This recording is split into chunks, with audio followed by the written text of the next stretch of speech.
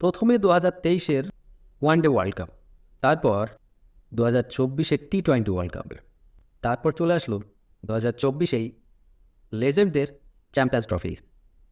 তারপর কী হলো? হ্যাঁ বন্ধুরা, এশিয়া কাপে পাকিস্তানকে আমাদের ভারতের উইমেন্স টিম আবার হারিয়ে দিয়েছে।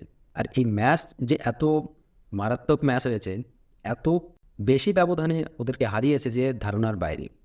ব্যবধানটা কেমন? আমাদের এশিয়া কাপের গ্রুপ স্টেজের যে খেলা চলছিল, সেই খেলাতে ভারত বনাম পাকিস্তানের ম্যাচ হয়। এবার সেই ম্যাচে পাকিস্তানের টিম প্রথমে ব্যাট করে 108 রানে অল উইকেট হয়ে যায়। 20 ওভার কিন্তু খেলতে পারেনি তারা। 19 ওভার 2 বলে 108 রান করে অল উইকেট হয়ে যায়। খুব ভালো পারফরমেন্স করে আমাদের বোলিংরা। তারপর 109 রান 14 ওভার 1 বলে কিন্তু টার্গেট তুলে ফেলে, মাত্র 3 উইকেটের বিনিময়ে। মানে 7 উইকেটে জিত, সঙ্গে 35টা বল হাতে।